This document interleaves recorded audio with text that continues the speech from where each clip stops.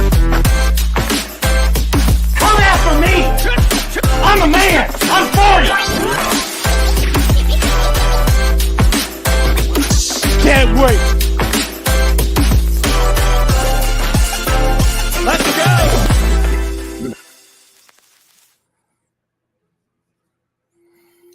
Good morning and welcome to Coffee and Sports. It's the morning show here on Sports Empire Network. I am Chris and that is Mo. Thank you for joining us. However, you are joining us this morning, whether you're watching us here live on Facebook, you are watching us later on YouTube, you are joining us live on Roku TV this morning. We appreciate you joining us. Mo, how are you this morning, sir? I'm doing well. Coming off a great postseason baseball night, maybe not as good as an NFL night. I thought the game was competitive, if not very sloppy. Well, Mo, let's start there. Let's start with some Monday Night Football. We got JG coming on the show in a little bit this morning to break down everything that took place last night in Major League Baseball, in the National League, in the playoffs. But let's start with Monday Night Football. It was not the greatest football. It was a close game, Mo. It was a competitive game for sure. It was not the greatest spectacle if you are a fan of the game, but the Raiders came out on top last night, knocking off the Green Bay Packers. Both teams now sit at 2-3. It was a turnover in the end zone at the end of the game. An interception that was thrown by Justin Love that wrapped the game up.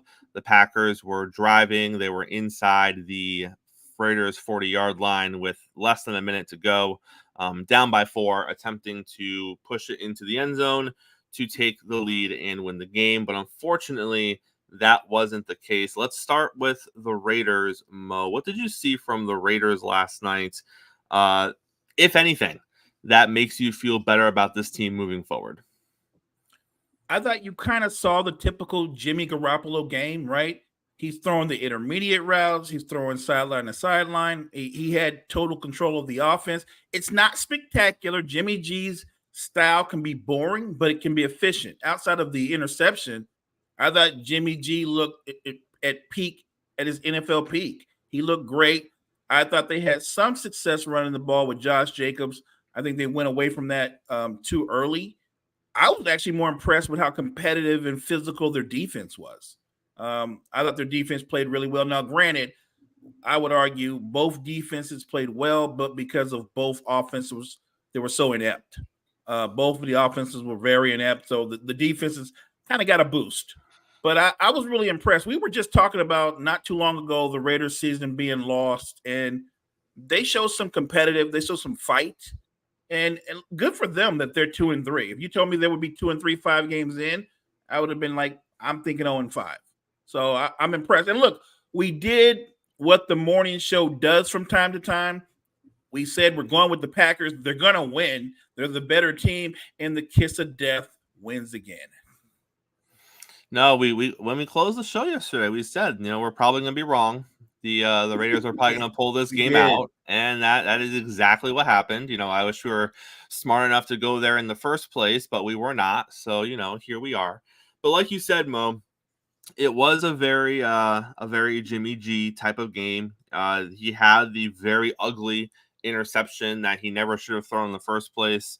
But aside from that, he was efficient. He was 22 for 31, 208 with a touchdown on the pick. Those are his numbers. His numbers don't ever really jump off the plate at you. His numbers don't ever really blow you away. They're usually efficient, and that's what they were last night. The running game was there. 20 carries, 69 yards for Josh Jacobs. Not the best in the world, but it's better than he's been doing.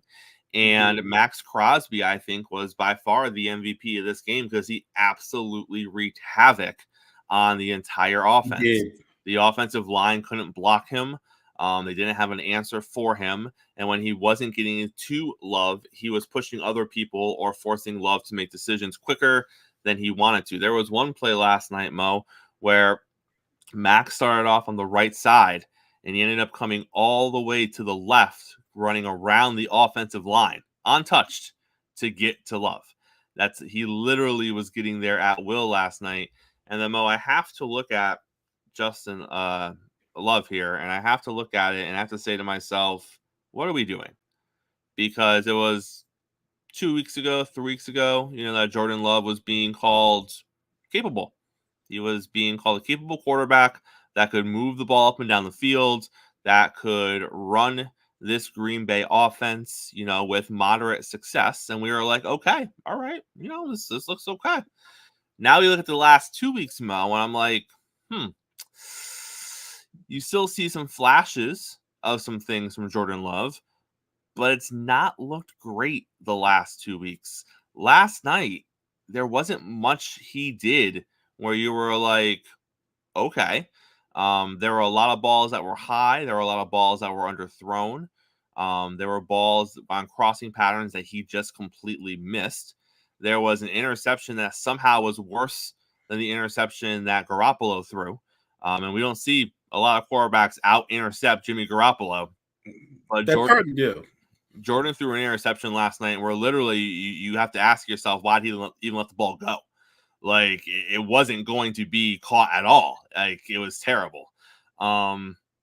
He's definitely regressed a little bit these past couple of weeks. A lot of regression. And it could be a lot of things, Mo. It could be that they have, a couple weeks of tape on him. It could be that they're playing better defenses. It could be a lot of things. But what did you see from the Green Bay Packers offense last night, and specifically Jordan Love? Well, we start with regression. There seems to be a regression the last 2 weeks of football from Jordan Love. And when I'm watching him, it seems like he's thinking too much in the pocket and he's holding on the ball too long. Sometimes when you go through your reads, it literally sometimes is not there. And you can either go to the dirt or you can throw the ball away or you can take off. But it's okay. He was effective the couple times that he did take off running. I thought he should have used his legs. He had the opportunity to do it many times. And for some reason, he was hesitant to take off and use his legs. If you're a Packer fan, to me, watching that game, you hope this is just growing pains, right? Like there are going to be some ups and downs with a young quarterback. Really, this is his first year having total control, everything being all his. You hope that as the season goes on, he turns a corner and he starts seeing the pocket better. He starts climbing the pocket and looking downfield and going through his reads quicker and realizing no one's open, use your legs. I don't know. I think you made a great point. Maybe they're playing better defenses and they have more tape on him. The true challenge of any quarterback who you don't have a lot of tape on is once you get tape on him, you find out what he does well, you take away from it. What I'm seeing from Jordan Love right now is he struggles with zone coverage. And I think more and more teams are mixing up their coverages with him, and it's confusing him. It's making him hold the ball too long. And I will say this, it doesn't help when your star running back is not available. I mean, Dillon wasn't terrible last night, 20 carries, 76 yards, and a touchdown, but he isn't Jones. So having Jones in there will make a difference for this offense. Also, last night, Romeo Doubs was completely a no-show on the offensive side of the ball. He has targeted 4 times. He had 1 catch for 4 yards. Watson was the big one last night. He was targeted 7 times, only had 3 catches, though. The most catches was from their rookie tight end, Musgrave. Green Bay doesn't have a plethora of weapons on the offensive side of the ball. So when you lose probably your most effective weapon, which is your running back, and then you're not getting your young wide receivers involved in the game plan and they're not making plays, it's going to be touch and go. And that's what it was. And Jones might be their best receiver as well. True. Very true. He easily could be a running back that can get you 1,000 yards on the ground and 1,000 yards in the air. So when you combine all those things, Mo, you don't have Jones. Jordan was struggling with some accuracy issues. You weren't getting Doubs involved. It turns into a situation where your room for error is that much less. And they were in the game. They were in the game up until the last play last night. But unfortunately, and it's funny because as I'm watching the play unfold, I have Musgrave on my fantasy team for one of my lineups. Okay. And he ran the under route on that play. He was open. He was open for like an 8 or 9 yard gain, and they had just hit him on the previous play for a short gain as well. So I see him come under, and I'm like, oh, throw him the ball, right? Like, let's pick up another 8 or 9 yards. Like, let's keep pushing it down the field. And, of course, he uncorks it, 40 yards to the end zone and gets picked. But that's the stuff that Jordan needs to, in his mind, process quicker and realize that that's not the best move. You still had 50 seconds. You still had a timeout. You still need the touchdown unless it's there, like unless you're sure it's there, because at best it was a 50-50 ball at best. He had the corner in his back pocket, and then he underthrew the ball, which didn't help things any. So at best it's a 50-50 ball, and that's one of those balls he needs to just put in his pocket, hit the check down route, and stay alive for another play. And he's going to learn that as he goes on, Mo. But it was just another example of him just making the wrong choice last night. And too many wrong choices usually are going to lead to you not winning games. And that's what happened with the Packers. So hopefully they can figure their business out. But like I said, both of these teams are 2-3. And Mo, I think the biggest surprise here is the Raiders.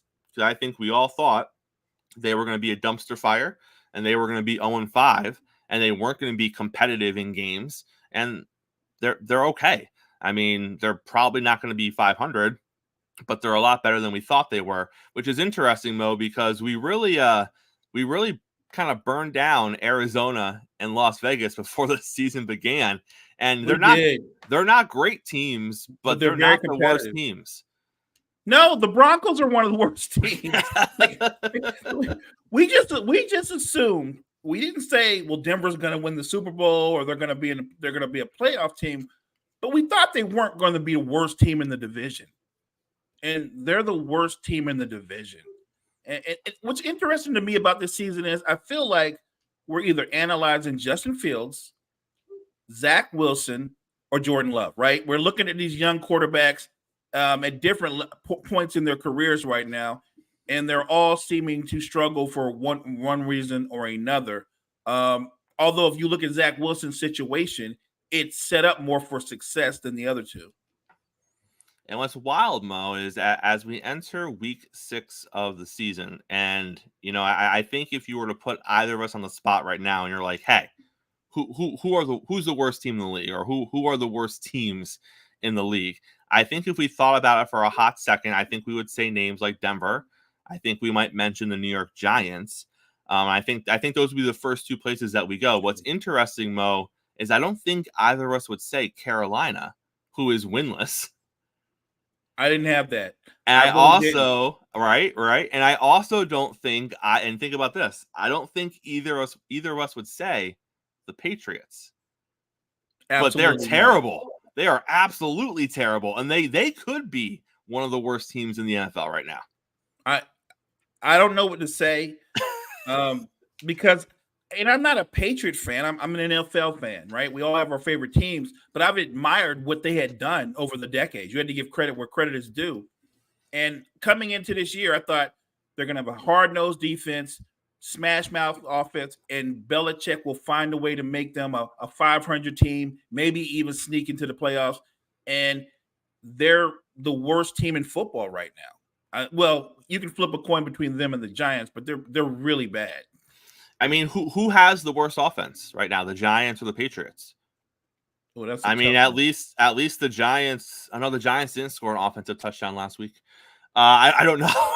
They're both awful. So maybe it's a photo finish, and you give a lean to Daniel Jones because he can use his legs a little bit. Maybe. Right. That's about it. Wild. All right, we'll put this one on the shelf for now. There's a lot of meat left in that bone, but let's get JG in here. We have a lot to break down from the MLB playoffs last night. There was only two games in the National League last night, but man, oh man, there is a lot to talk about. Fire JG, Dave Roberts, welcome to the show this morning. How are you? Hey, good morning, fellas. Good morning. I'm doing good. My voice is a little bit hoarse after last night's game. I bet. Man, what a finish that Braves and Phillies game was. It took them a little bit to get going. Took a little bit to get the engines revved up. Then there was some end of the game dramatics for sure, and we'll touch on that in 1 second. But JG, let's start on the other side of the bracket in the NL. Let's start with the Arizona Diamondbacks. They are up 2-0. Back-to-back wins over the Dodgers. And it wasn't just a win last night, it was a shutout last night. So we talk about the Dodgers offense, or the Dodgers pitching, and would they have enough pitching? What would their pitching look like? There are some question marks on that side of the ball of JG, but we haven't really talked about whether or not they would have enough offense to make a difference here in the playoffs. And that's equally been a struggle for them these first two games. They only scored a couple of runs in the opener when they got blown out 11-2. They didn't muster anything last night. And now they're going into a situation where they need to win 3 in a row, and their pitching hasn't really been great, and their offense hasn't really existed. Is there any way, JG, that the Dodgers can ring off 3 wins in a row to take this series? Is there a way? Yeah, there is a way for them to be able to do it. This is an experienced postseason team. That have a lot of talent still on this roster for the Dodgers, with Mookie Betts and Freddie Freeman leading the charge. So could they do it? Yeah, they absolutely can. Now, if you ask me, will they? That's a different question. It is this Dodgers team. If you watch all year, and there's times I've watched them play. This is not the same feeling of a Dodgers team that we're so used to seeing over the last 4 or 5 years. They have a lot of roster holes on, and I've said it to you guys throughout the fall, the summer, on the show with y'all. They have made choices on the roster this from last offseason that has left them with what they have right now. You having to put Mookie Betts at second base. You have to maneuver guys in positions that they're not used to, they're not comfortable with, and it's put them in a position where they have not been as dominant as you think they should be. And losing Gavin Lux at the beginning in spring training hurts, because again, he was supposed to be the starting shortstop, maneuvering Miguel Rojas to be playing second base, and then keeping Mookie in the outfield. That didn't happen. You had to go get Rojas. You had to go do some. You had to maneuver guys around. But that lineup has always had some holes in it. They were able to. There was just a lot of talent still. But at this point of the season, what you're seeing is the flaws of the Dodgers creep up on them.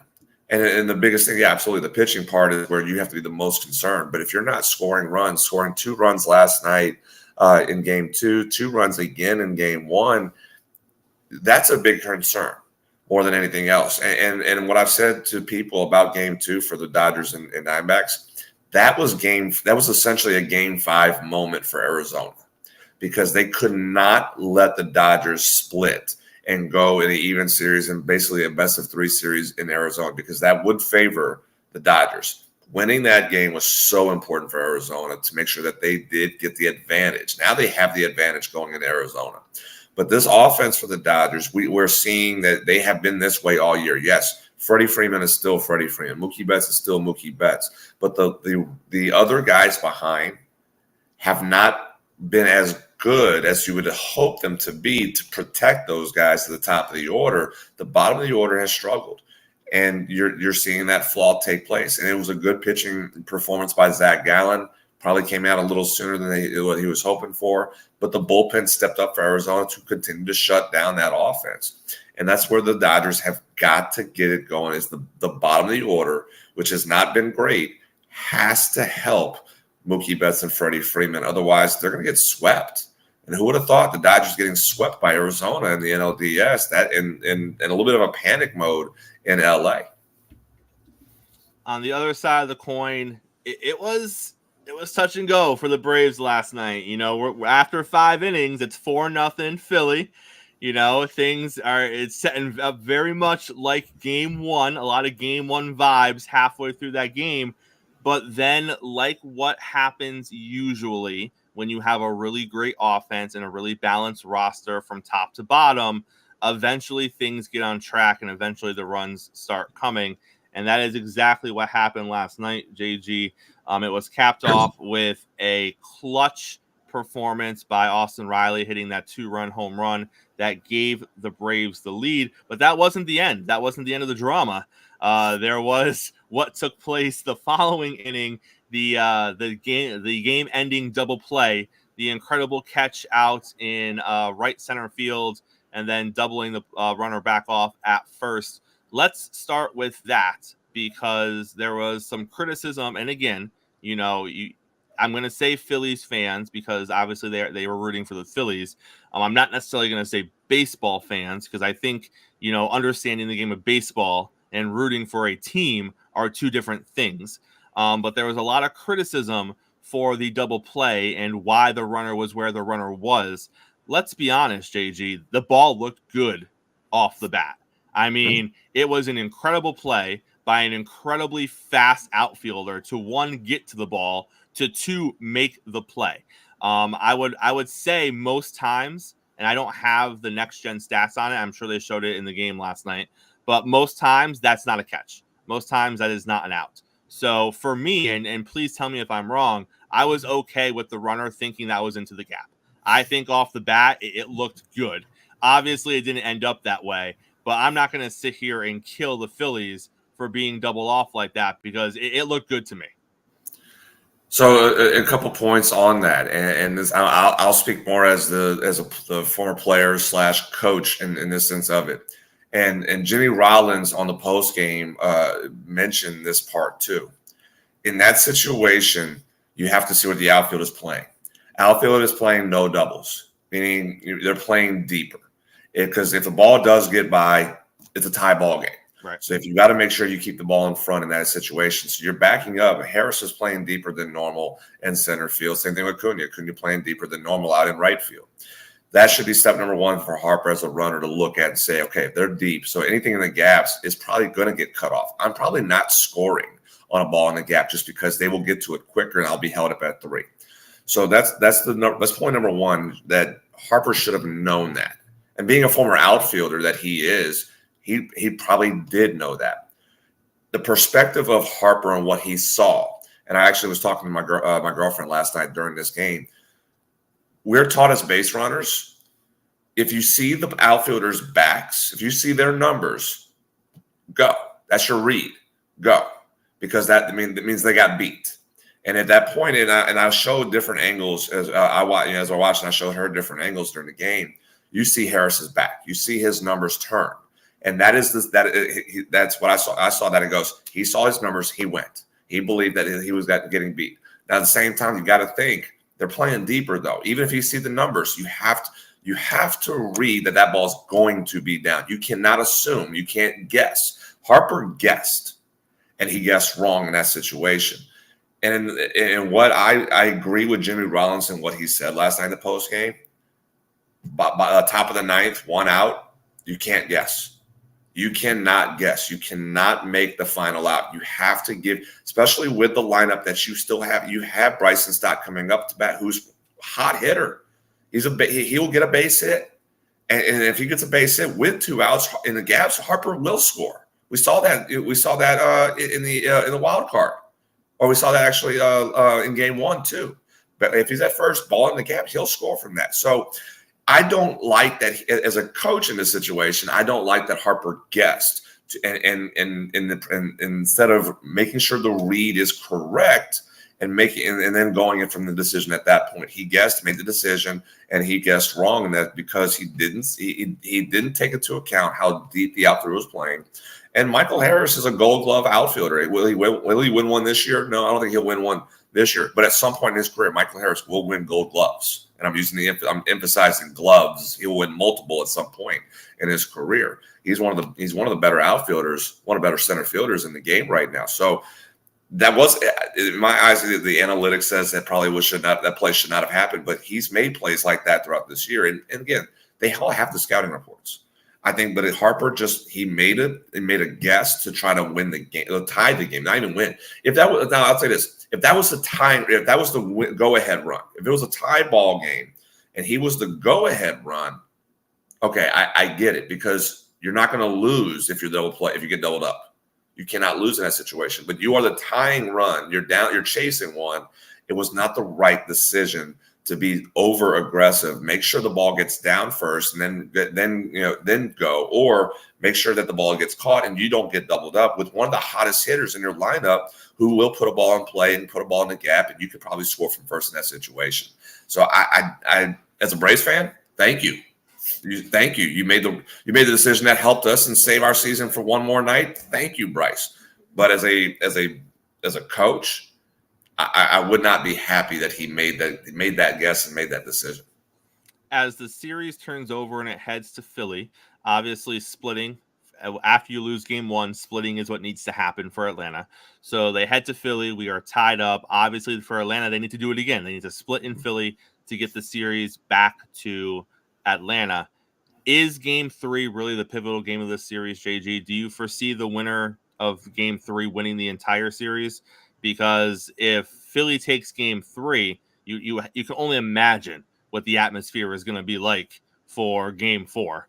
And then if Atlanta wins game 3, they got game 5 in their back pocket.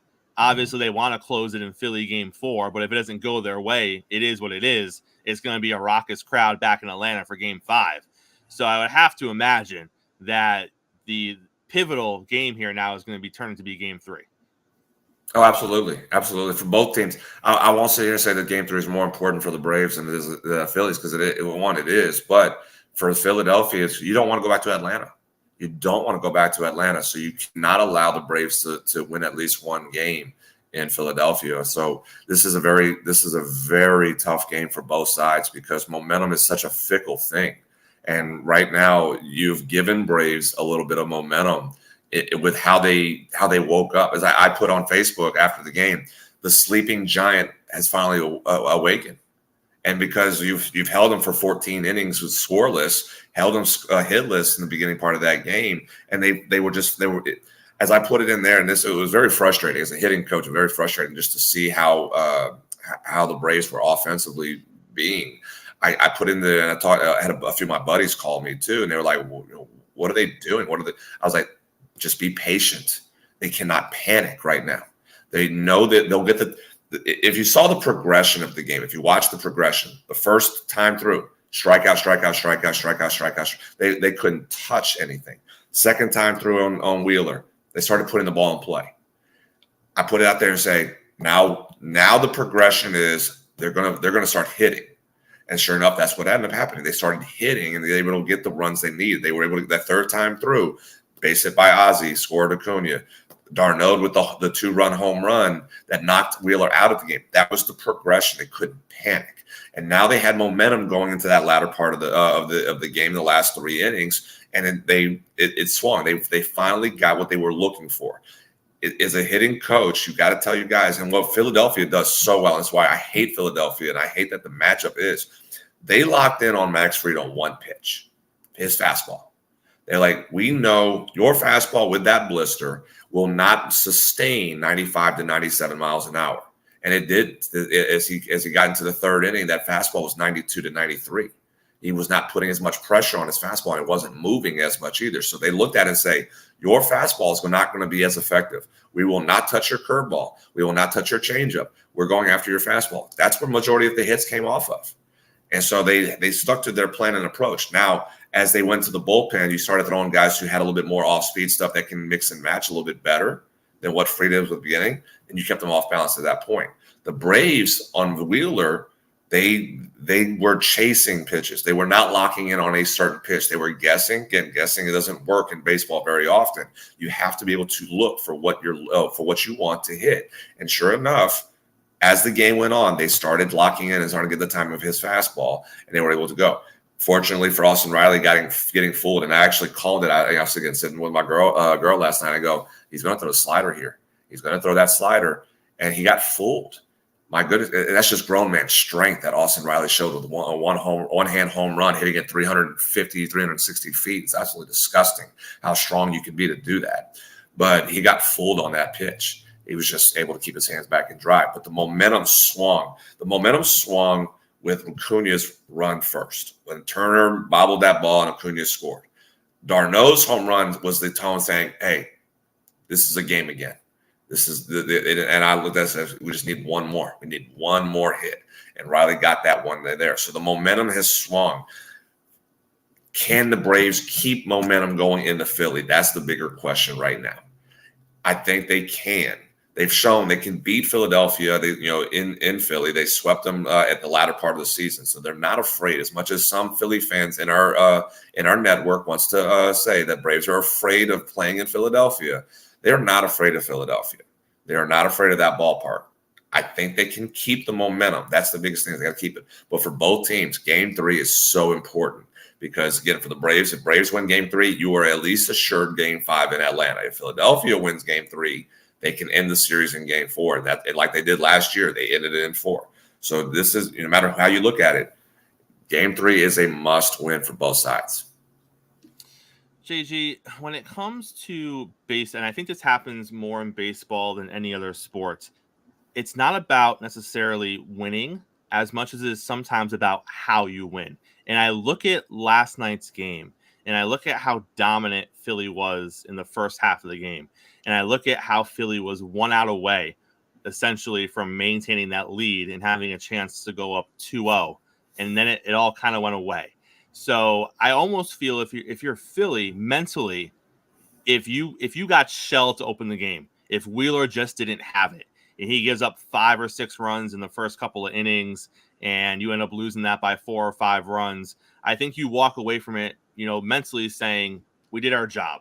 We split in Atlanta. We wanted to do that all along. Let's go win this in Philly. But now the way things played out, I think it's hard to walk away from Game 2 without saying, man, we could have had 2-0. It was right there. It was right there in front of us. And then they just came alive and we couldn't stop the train. We couldn't slow it down. 5 unanswered, it just built, like you said, it built in the late innings. And then with how the game ended, with the shot to the wall and being doubled up, I feel like it's almost more of a gut punch going back to Philly. And although they still technically did what they wanted to do, they split going home, which is what your goal to do is in that situation. I almost feel like, a little part of them is going to be like, man, it could have been 2-0. Do you see any part of that kind of creeping in? Or do you think it's all, can they compartmentalize and just be like, no, we did our job. We wanted to go in and split. It is what it is. It doesn't matter how close it was to being 2-0. Or is part of it going to be like, could there be a little hangover, is what I'm asking, from it almost being 2-0 to it not? That's a great question. Them being professionals, and the goal always was to get a split. That was the goal for Philadelphia because, again, you get home field advantage now. And yes, you had you had the potential 2-0 lead, going into the last 3 innings, you had it going for you. They look at it and say, yeah, hey, we let it go. We lost it. But we still have home field advantage now. Now, if Game 3 comes up and Braves tee off and say they win, let's say they win 7-2. Now you can sit there and go, oh, and that's where. So how the momentum swung. That's why I said how the momentum swung is if that happens, if the Braves just got comfortable, because the first game they were not comfortable.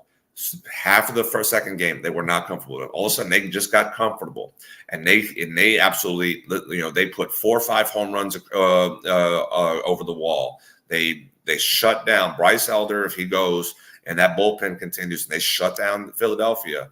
You can then look at it and say, man, we let that one go. We let Game 2 go. We let them get awake. We let them have some life, and now they figured it out now. With your bullpen game coming back in Game 4, because Nola's going in Game 3. They're going to go back to your bullpen game in Game 4.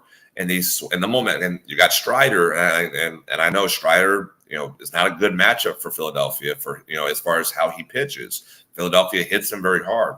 But I in that situation, if it's a 2-1 Braves lead in the series, and you have Strider going in Game 4 versus a bullpen game in Game 4 for Philly, that's the advantage for Atlanta. So it's a matter of if the Philadelphia Phillies can keep the momentum and swing it, keep it on their side as much as possible, you're fine. But if that Braves lineup who woke up and they tee off and win 7-2, 8-3, you can look at it and say, man, we let that one go. But going into it right now, as everybody's traveling to Philadelphia, no, that the Phillies are looking at it. Both teams are on a high right now still. Even despite Philadelphia losing that game, they are still on a high. We got home field advantage now. We're good. We got what we wanted. Even though we could have been 2-0, we got what we wanted. And the Braves are going into on the airplane. They're going to be flying out here in a couple hours. They're on the plane. Hey, we got our timing. We're comfortable now. We're good. We're ready to go. Both teams feel like they have momentum. So that, again, game 3 essentially is a game 1 best of 3 series now. Who's going to have that? Who's going to keep momentum, and where is it going to swing to?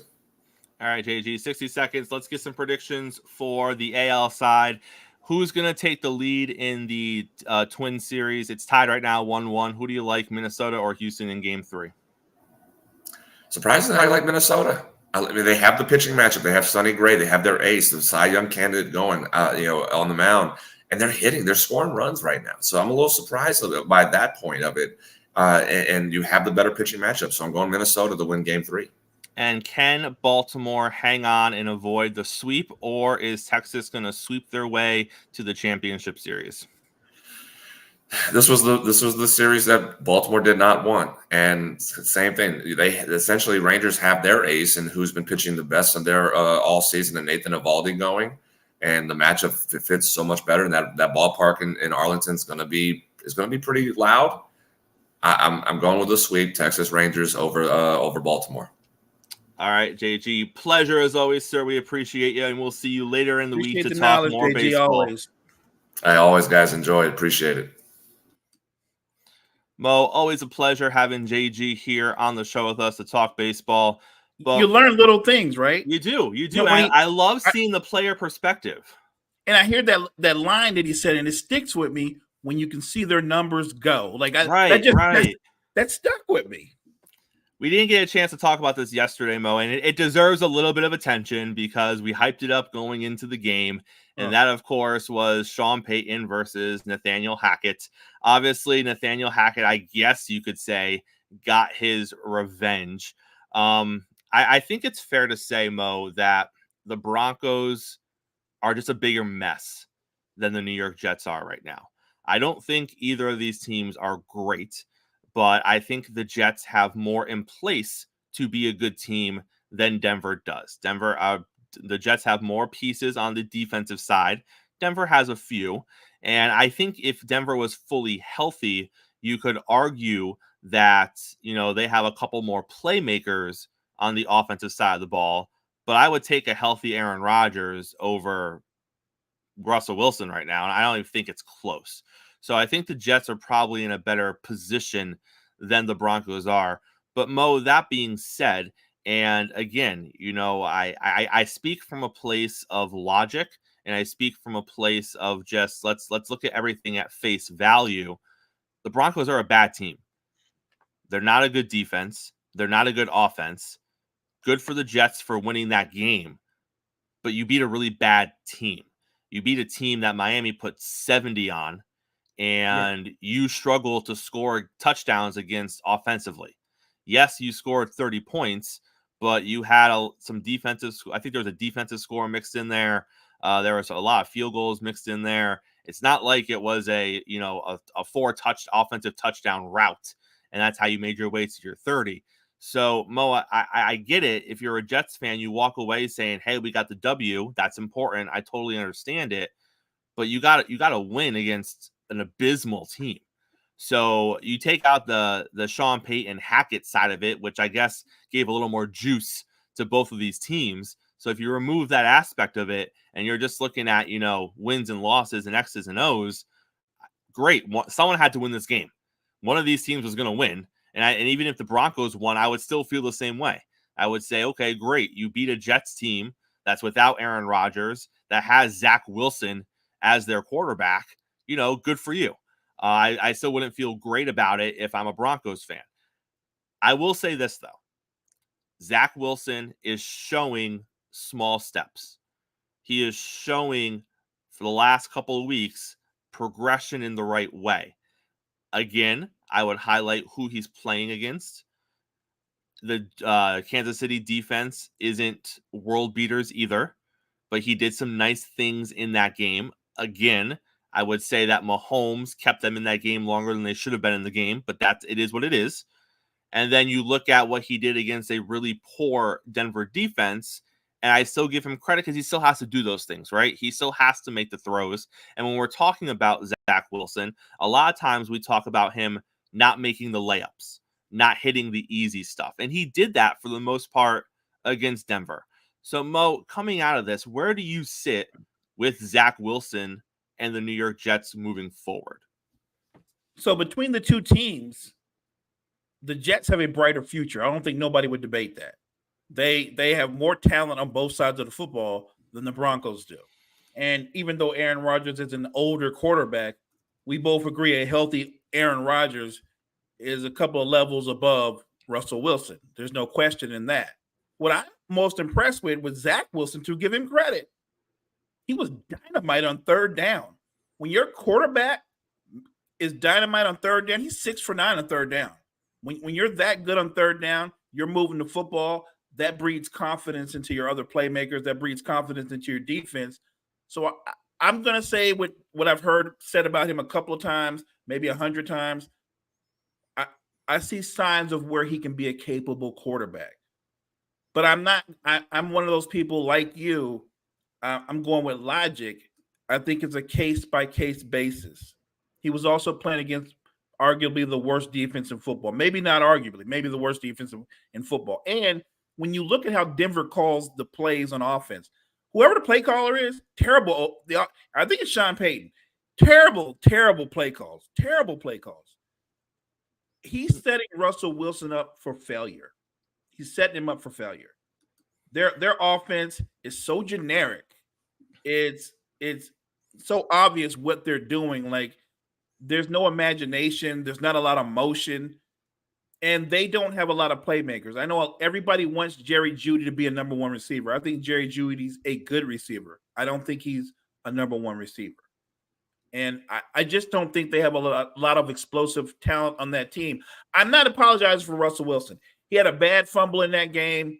You got to take care of the football. That look, as a quarterback, if you don't throw for 300 yards, if nothing else, have a clean game. Take care of the football. But his offensive line isn't much better than Zach Wilson's offensive line.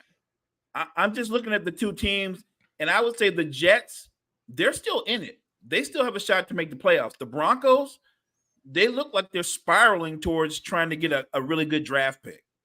And I'm wondering, is it bad Russell Wilson? Is it bad Sean Payton? Or both of them? I actually think up until that game, Russell Wilson statistically had played well. His numbers show he's played well. It hasn't transcended into wins, but I'm looking at the team and I'm like, Sean Payton is supposed to be an offensive guru, and I'm not seeing that from this offense. It lacks imagination. And I know that they're shorthanded. They've got injuries, but if you're a great play caller, then you create those plays with motion and you create mismatches because you're a great play caller. Andy Reid and right now Patrick Mahomes, they don't have a lot of great playmakers, and they're still finding ways to create mismatches. They're showing more imagination and diversity in their offense, even without great playmakers on the outside. So looking at that game, just that game, Zach Wilson showed me that he is capable of running an offense. What I'm concerned with, or at least what I'm wondering is, can he do that over consistency? Can he be more consistent, right, Chris? Can he be like that over an extended period of time? That remains to be seen. And with Denver, I'm not picking them no more. I'm out. I'm not picking them no more. So when it comes back around and it's Denver versus the Raiders, you heard it here first. I'm taking the Raiders. So if you look at when Aaron Rodgers was in the fold, what we said was the Jets have a brutal first 6 games. And if you're the Jets, if you can go 500 in those first 6 games, you're going to be in a good spot. Well, here we are, Mo, coming up to game number 6, and they have a chance to go 500. The issue is they're playing the Philadelphia Eagles, and I don't think it's going to happen. I don't think this team is going to beat Philadelphia. So now you're 2-4. When you're 2-4, you're not completely out of it yet, right? No. You know, you're still you if you put something together, maybe something can happen. But then you look at their next 5 games after Philadelphia, and you have the Giants, the Chargers, the Raiders, the Bills, the Dolphins. I'll give you the Giants. I think that should be pretty easy. You could probably beat the Raiders as well. That gets you to 500. But what's going to happen against the Chargers, the Bills, and the Dolphins? You're most likely going to lose 2 out of 3, if not all 3 of those games with Zach Wilson. If you had Aaron Rodgers, different story. And I think that's what's going to hinder this New York Jets team is, you know, Jet fans right now are saying, man, you know, we're so kind of on track, right? With Aaron, we said, let's just get to 500. Let's just get through it. I agree that that's what the goal was, and you still have a chance to get there. But at the same time, it's not a walk in the ballpark once you get through your first 6 games. Sure. You still have other big games on your schedule, and you still have other big matchups that Zach Wilson's not going to be favored in, that Zach Wilson probably isn't capable of going toe-to-toe with. Yeah, he went toe-to-toe with Patrick Mahomes, and statistically he outperformed him. They didn't score a lot of points. It's not like he won a 45-42 shootout with Pat Mahomes. He didn't do that, right? So, and yeah, they put up 30 on the Denver Broncos, an absolutely abysmal defense, but it's not like the offense was firing on all cylinders and it was a show out there on the offensive side of the ball. They did some things great, but you're going to start playing teams in the Chargers and Buffalo and Miami that are probably going to put up 30 points on you. Can your offense actually match them? And that's the part I don't know yet. So I agree Zach's progressed, but I don't know if he's going to get to the point where he's going to start winning shootouts with this team against Herbert and Allen and Tua, because he's going to have to probably in at least a couple of those games if they want to win those games. I think Zach Wilson is as good as Breece Hall makes him. Fair. I think that's what it comes down to. He's as good as Breece Hall makes him, because they beat Denver because Breece Hall and the running backs rushed for almost 200 yards. So play action is going to be there. It opens up the defense and it backs the safeties off. So I think their run game determines how good a version of Zach Wilson you get. Unfortunately, if you're a Minnesota Vikings fan, Justin Jefferson is going to be out for, quote, some time, Mo. The Vikings said that they are not going to rush Justin Jefferson back. And let's be honest, why would they? Your team isn't very good. There is no real reason to rush him back at this point because the division appears, I would say it's pretty fair. The division appears to pretty much be lost at this point in time. If you're looking at the division over there in the NFC North, the Vikings are 1-4, while the Lions are 4-1. So I don't foresee the Vikings turning it around to chase down the Lions, which means at best you're talking wild card. Do I think the Vikings could potentially turn it around and contend for a wild card? Maybe. Do I think they're going to do it without Justin Jefferson? No. So now you're looking at a situation, Mo, of when the playoffs were a stretch at best.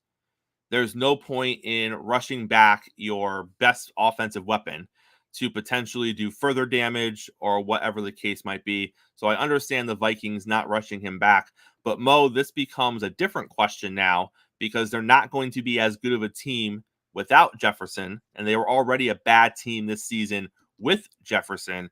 So Mo, if you're Minnesota, do we start to see the selling off of pieces as we kind of retool for whatever next year is going to be, which is probably going to be a year without Kirk Cousins? So if you're Minnesota, do you start selling off some pieces and trying to put together some draft picks and draft capital? Or are you just going to keep the status quo and ride it out as it is and just see where the chips fall at the end of the season? I think the front office should really consider moving some pieces and trying to gain more assets heading into the draft. But my gut feeling is they're not going to do that. They're going to hang in there. And look, you have every right to and try to turn the ship around. I think the ship has already left the shore. I think they are what they are. They're not a very good football team, and they can't help but shoot themselves in the foot with all the turnovers. If it's not interceptions, it's lost fumbles from the receivers or the running backs or the special teams. They're just not a very well coached team, and they're not a very cohesive team. I was wondering, first thing I thought was, are they going to put Kirk Cousins out on the market? There's no shortage of teams that could use who I think is a very capable quarterback. Now, we've heard the rumors about will the Jets pursue Kirk Cousins? I don't think so. I don't. I think they're going to hang in there. And if you know the history of Aaron Rodgers, he wouldn't like that move at all. He would not. He would not like that at all, because he'd be like, why is that guy here? What are you trying to say to me? Right? So that's not going to happen. I truly don't believe that's going to happen. But there are some other teams that might want to give Kirk Cousins a look, because I think he's more than a bridge quarterback. In another situation, Kirk Cousins can take you to the playoffs. He's already proven that. This Vikings team, though, I'm not bringing Jefferson back anytime soon, because there's no point in risking injury to my best, not just my best offensive player. I think he's your best player. Not going forward with the season that they're having. So to me, the fire sale should start now. Maybe a team that could use a Kirk Cousins is in Indianapolis, because they are having quarterback struggles of their own. Anthony Richardson is also going to miss some time. They didn't want to give an exact range of time because of his shoulder injury, but it is pretty apparent that he is going to be out for at least a few weeks. And Mo, like we talked about yesterday on the show, he seems to be a little injury prone in his rookie season. I don't think it would be a terrible idea. I like Gardner Minshew, don't get me wrong, but I don't think it would be a terrible idea if you can get Kirk Cousins on the cheap for a year. If you think this team has enough pieces on it with Jonathan Taylor coming back, they're 3-2, they're tied for the division lead. If you think that, Gardner isn't it and you need someone a step above Gardner, I think it's fair to say Kirk is a step above Gardner Minshew. So if you think that's what you need, and you think that, this injury with Richardson might be a little more than you're letting on. If you think Richardson's just going to be out for 2 or 3 weeks, no need, dumb move. But right. If you think he's going to be out, 6, 7 weeks, 8 weeks, he's going to miss a significant amount of time, why not? If Kirk's available and it's not going to cost you a ton, because he'd literally be a 3/4 of a year rental, why not? Why not bring in Kirk Cousins? He can help obviously mentor Richardson as well next year if you want to bring Kirk back, or it's just a 3/4 of a year deal. Sure. Hopefully he gets you to the playoffs in a weak division. If he does, great, more power to you. And if he doesn't, then, you did what you had to do to put your team in the best position to win this year. And Richardson is still the future of your team. So you're not really changing anything. I mean, if it's available and it's not going to cost you a ton, Mo, I don't see why not. Why not kick the tires on that? And here's another thing. I think Kirk Cousins can have an impact in that division if he went to Tennessee. I know Jory's a Titans fan. I'm not trying to kill Tannehill, but Kirk Cousins would be an upgrade from Ryan Tannehill. For sure. And he won't say it out loud, but King Henry would welcome that trade. Yes, he would. Yes, he most certainly would. Great point there, Mo. The Chicago Bears, if the season ended today, Mo, they have the first round pick in the draft and the second round pick in the draft. They also have a quarterback in Justin Fields. If you ask him, he's pretty good. If you ask me, he's not. What would you do if you were the Bears with your first 2 picks in the draft? Let's start here. Would you draft Caleb Williams?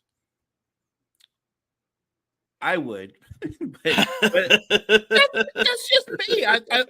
So let me simplify. In a nutshell, do I think Caleb Williams is better than Justin Fields? Yes, I do. Now, he might not be a better athlete, but he's a better quarterback already. But I think what the Bears are going to do is they're going to draft another offensive lineman, and my guess is they'll draft another skill position player, maybe another wideout. Marvin Harrison Jr. Yes. So I'm thinking O-line, and I'm thinking wide receiver, and maybe not even that over. Maybe the receiver comes first, but I think that's what they're going to do. They believe in Justin Fields. They believe he's their future. So if that's the case, you secure the offensive line and you put an explosive player out there for him. And Marvin Harrison Jr., he fits the bill to a T. If I am the Bears, I'm using my first round pick on whoever I want. Whoever I want the most in the draft, I'm making sure I get them. Then I'm looking at the other teams in the top 5 or 6, and I'm looking at the third team and figuring out who the third team is going to take and seeing who wants to jump ahead of them. And I want to move down like 2 or 3 spots and pick up some more draft capital. That's smart. And I want to draft like 4th or 5th and get another second round pick or a couple third round picks or whatever. And that's what I want to do. Because I think that, and it's obviously that this all has to shake out this way. But if you have a team who is drafting third that really, really wants a quarterback, Caleb Williams, and you can find another team that you can go to and be like, listen, we'll give you the second round pick, but we want the treasure trove because we know you're going to make Caleb Williams your franchise quarterback. Right. And we can hand deliver him to you if you give us everything that we want.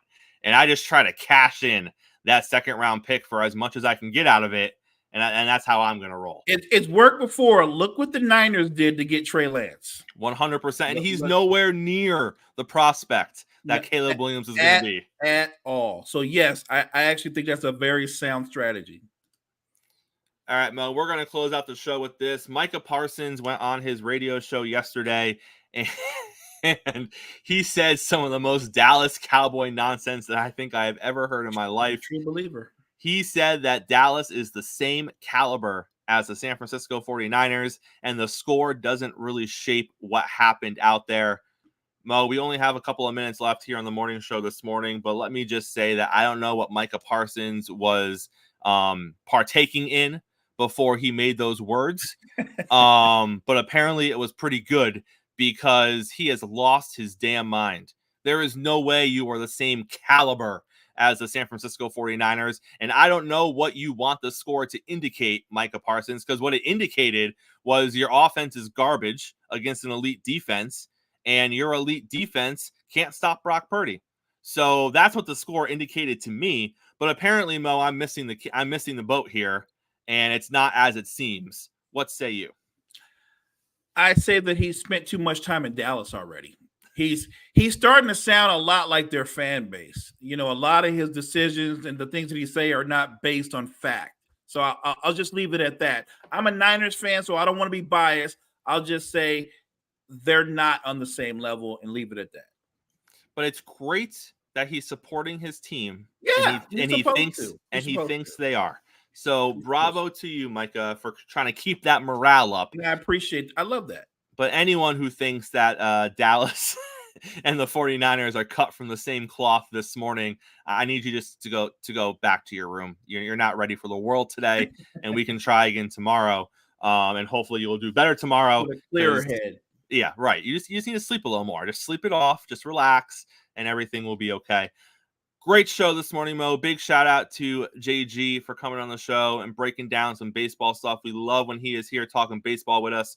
Shout out to Kyle and Key who are firing up the chat this morning. Everyone else who was in there, we appreciate that as well. Mo, close us out, sir. Thanks for everybody that's listening to the show. Share, smash that like button. Check out all the great content that we have on Sports Empire Network to offer to you. Check out the Empire. We'll be back here, same time, same place tomorrow, getting you ready for your Wednesday morning. Again, thank you for joining us this morning. Coffee and Sports. We are the morning show here on Sports Empire Network, and we'll see you tomorrow.